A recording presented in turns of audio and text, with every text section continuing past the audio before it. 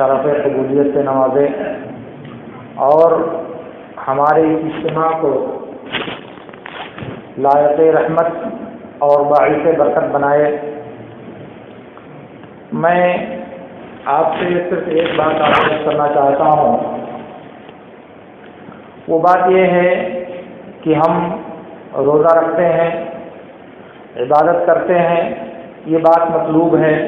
اللہ رب العالمین نے ہم مسلمانوں کو اس بات کا حکم دیا، لیکن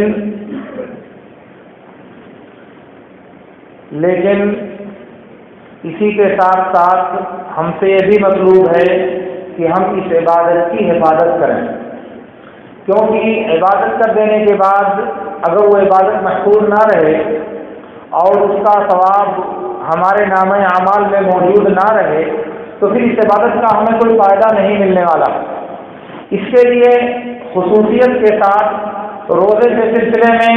اللہ کے نبی صلی اللہ علیہ وسلم نے ہم کو بہت متنبہ کیا ہے، بار بار یاد دہانی کرائی ہے اور بار بار ہم کو تنبیہ کیا ہے کہ روزے کی حفاظت کی جائے، روزے کو ضائع ہونے سے بچایا جائے۔ مثال کے طور پر صحیح بخاری کی ایک روایت میں ہے، اللہ کے رسول صلی اللہ علیہ وسلم نے ارشاد فرمایا، من لم يدع قول الزور والعمل به والجهل فليس لله حاجة في ان يدع طعامه وشرابه۔ کہا کہ جو آدمی جھوٹ بولنا، جھوٹ پر عمل کرنا، نادانی اور جہالت بدتمیزی کرنا یہ نہ چھوڑے تو اللہ کو کوئی ضرورت نہیں ہے کہ وہ کھانا پانی چھوڑ دے، یعنی بھوکے اور پیاسے رہنے کی اللہ تعالیٰ کو کوئی ضرورت نہیں ہے۔ کیوں؟ اس لیے کہ جو روزہ رکھا ہے، روزہ رکھنے کے ساتھ جو دوسرے زبان کی حفاظت سے متعلق، انسان کے اعضاء کی حفاظت سے متعلق جو کام ہیں ان کو انجام نہیں دیتا، غلط کام کرتا ہے، جھوٹ بولتا ہے، چغلی کھاتا ہے، دوسروں کو ستانے کی کوشش کرتا ہے، زبان کا غلط استعمال کرتا ہے، نادانی اور سرکشی کا رویہ اپناتا ہے، تو اب ظاہر ہے کہ روزہ ہے، بھوک اور پیاس کی شدت برداشت کر رہا ہے اور ہزار ضرورت کے باوجود کھانا نہیں کھاتا، پانی نہیں پیتا، لیکن اس کو اس کی حفاظت کی پرواہ ہونا چاہیے۔ اسی لیے ایک دوسری حدیث میں جسے ابن خزیمہ، ابن حبان اور حاکم وغیرہ نے بسند صحیح روایت کیا ہے، اللہ کے نبی صلی اللہ علیہ وسلم نے ارشاد فرمایا، لیس الصیام من الاکل والشرب وانما الصیام من اللغو والرفث فإن صابه أحد فليقل إني صائم إني صائم۔ کہا روزہ صرف کھانے اور پینے سے رک جانے کا نام روزہ نہیں ہے، صرف کھانے اور پینے کو ترک کر دینے کا نام روزہ نہیں ہے، روزہ ہے لغو اور گناہ، بیہودہ، بے مقصد، بے فائدہ اور گناہ کے کام کو چھوڑ دینا، یہ اصل اور حقیقی روزہ ہے کہ انسان بے مقصد، بے فائدہ، لغو، واہیات اور گناہ کے جو کام ہیں انسان ان کو چھوڑ دے، اور اس کے باوجود اگر کوئی اسے گالی دے، کوئی آدمی اگر اس کو برا بھلا کہے تو اسے کہنا چاہیے کہ میں روزے سے ہوں، میں روزے سے ہوں۔ اس کا مطلب یہ ہے کہ اللہ کے نبی صلی اللہ علیہ وسلم نے دو باتوں کی تنبیہ کیا۔ ایک بات یہ مت سمجھنا کہ بھوک اور پیاس برداشت کر لیا تو روزہ ہو گیا، بلکہ بھوک اور پیاس برداشت کرنے کے ساتھ ساتھ یہ بھی ضروری ہے کہ اپنی زبان کو بھی روزہ رکھواؤ، اپنے دماغ کو بھی روزہ رکھواؤ، اپنے اعضاء اور جوارے سے بھی روزہ رکھواؤ، غلط کام، واہیات کاموں سے ان چیزوں کو روکو۔ اور اسی کے ساتھ دوسری چیز یہ بتائی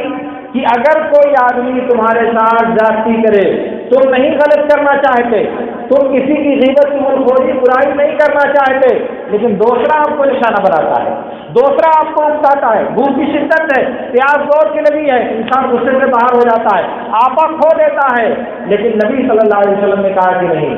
اگر ایسا مرحلہ پیش آئے، آپ کو برانگیختہ کیا جائے، آپ کو چڑھایا جائے، آپ کو ابھارا جائے، تو آپ کو یاد رہنا چاہیے کہ آپ روزے سے ہو، اس لیے آپ اس بدتمیزی کا جواب نہیں دے سکتے۔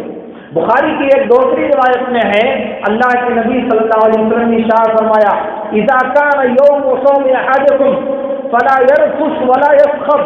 فإن صامه أحد أو قاتله فليقل إني امرؤ صائم إني امرؤ صائم إني امرؤ صائم۔ کہا کہ جب تم میں سے کسی کے روزے کا دن ہو تو نہ تو گناہ کے کام کرے اور نہ چیخے اور چلائے، اور اگر کوئی اسے گالی دے یا اس سے لڑائی اور جھگڑا کرے تو اسے کہنا چاہیے کہ بھائی میں روزے دار آدمی ہوں، میں روزے دار آدمی ہوں۔ اس کا مطلب یہ ہوا کہ میں تمہاری بدتمیزی کا جواب بدتمیزی سے نہیں دے سکتا، میں تمہاری گالی کا جواب گالی سے نہیں دے سکتا، میں تمہاری جرأت رندانہ کا جواب بد اخلاقی سے نہیں دے سکتا، میں تمہاری حرکت ناروا کے جواب میں غلط حرکت نہیں کر سکتا۔ کیوں بھائی؟ اس لیے کہ میں روزے سے ہوں، میں نے اللہ کی رضا کے لیے کھانا چھوڑ دیا جو کہ حلال ہے، پانی چھوڑ دیا جو کہ حلال ہے، اپنی خواہشات کو ترک کر دیا جو کہ میرے لیے حلال ہے، تو میں یہ غلط کام کر کے اپنا روزہ کیوں خراب کروں گا؟ میں ان غلط چیزوں کے ذریعے اپنا روزہ کیوں برباد کروں گا؟ اس لیے جیسے میں نے بھوک اور پیاس برداشت کیا ہے، ایسے میں تمہاری گالی، تمہارا ظلم، تمہاری زیادتی اور تمہاری بد اخلاقی کو بھی برداشت کروں گا۔ لیکن یہ بات انسان کو یاد رہنی چاہیے، اسے بھولنا نہیں چاہیے۔ اسی لیے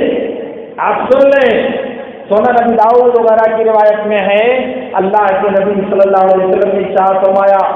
کم من صائم لیس له من صیامه الا الجوع والعطش وکم من قائم لیس له من قیامه الا الصوم۔ کہا کہ بہت سے روزے دار ایسے ہیں، نوٹ کر لیجیے گا، یہ میں نہیں کہتا، یہ محمد الرسول اللہ صلی اللہ علیہ وسلم نے کہا ہے، بہت سے روزے دار ایسے ہیں جن کو روزے کے بدلے میں بھوک اور پیاس کے علاوہ کچھ حاصل نہیں ہو، اور بہت سے راتوں کو نماز پڑھنے والے، قیام اللیل کرنے والے، شب بیداری کرنے والے، ان کو سوائے جاگنے کے کچھ نہیں ملے گا۔ محنت اور مشقت کیا انہوں نے، ان کو کوئی ثواب نہیں ملا، بھوک اور پیاس برداشت کیا انہوں نے، ان کے نامہ اعمال میں 0 لکھا گیا۔ کیوں ایسا ہوا؟ روزہ تو رکھا ہے، بھوکے تو رہے تھے دن بھر، بدن کو سکھایا دن بھر، اپنے آپ کو ہلکان کیا دن بھر، مگر میرے نبی صلی اللہ علیہ وسلم کہہ رہے ہیں کہ اس کو کچھ نہیں ملا گیا، کچھ بھی نہیں ملا اس کو سوائے تعب، حیرانی، پریشانی، بھوک اور پیاس کی شدت کے۔ اس لیے کہ روزے کا جو مقصد ہے اس نے اس کو نظر انداز کر دیا، روزے کی جو حکمت ہے اس نے اس کو برتنے کی کوشش نہیں کیا۔ ہمارے لوگ روزہ رہتے ہیں تو ایسا لگتا ہے کہ بالکل شرارہ چنگاری ہے، ذرا سا دھوپ لگی اور آپے سے باہر ہو گئے، وہ گندی حرکتیں، وہ لڑائی جھگڑا، وہ گالی گلوچ، ایسا لگتا ہے کہ بغل والے کو پتہ چل کے 4 رمضان کا مہینہ آ گیا ہے، اب ان کی لڑائی اور جھگڑا شروع ہو گیا، رمضان کی شدت آ گئی اور لڑائی جھگڑا شروع ہو گئی۔ اور نبی صلی اللہ علیہ وسلم روزے کے لیے تعلیم یہ دے رہے ہیں کہ اگر دوسرا گالی دے تو تم مت دو، دوسرا برا بھلا کہے تو تم مت دو۔ اگر تم روزہ رکھنا چاہتے ہو تو جیسے بھوک اور پیاس برداشت کرتے ہو ویسے زبان کی بھی حفاظت کرو، ویسے اپنے اخلاق کی بھی حفاظت کرو، اپنے کردار کی بھی حفاظت کرو، تب جا کر کے روزہ اور اس کا فائدہ، اس کی جزا اور اس کا بدلہ آپ کو حاصل ہوگا۔ اسی لیے نبی صلی اللہ علیہ وسلم نے کہا کہ روزہ صرف یہ نہیں ہے کہ آپ بھوک اور پیاس برداشت کرو، صرف یہ نہیں ہے کہ کھانا پانی چھوڑ دیا، یہ بھی ہے کہ بےہودہ، بے مقصد، بے فائدہ، لغو اور ایسی تمام چیزیں چھوڑ دیں جن کا آپ کی زندگی پر بہتر اثر مرتب نہیں ہوتا۔ یہی نہیں بلکہ اس سے بھی آگے، اگر کوئی دوسرا انسان آپ کے ساتھ زیادتی کرنا چاہتا ہے، آپ کی حق تلفی کرنا چاہتا ہے، آپ کو نشانۂ تصدیق بنانا چاہتا ہے، آپ کا مذاق اڑانا چاہتا ہے، اور آپ کو پتا ہے، لیکن آپ کو یہ بات یاد رہنی چاہیے کہ میں روزے سے ہوں، اس لیے آپ صبر کرو گے، برداشت کرو گے، آپ اس کی بدتمیزی کا جواب بدتمیزی سے نہیں دو گے اور اس سے یاد دلاؤ گے، برجستہ کہو گے کہ دیکھو بھائی تم ہٹو میرے سامنے سے،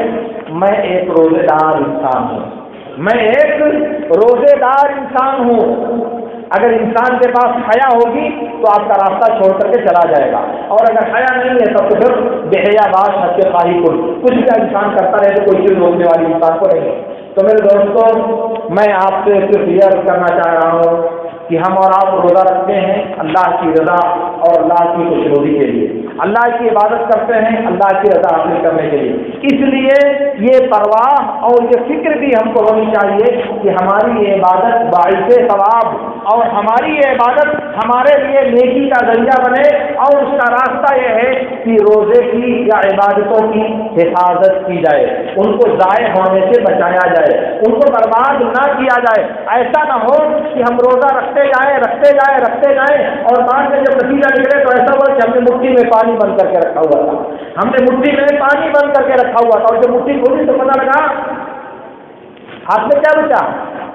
تو اس لیے میرے دوستوں عبادتوں کی حفاظت کی فکر کیجیے،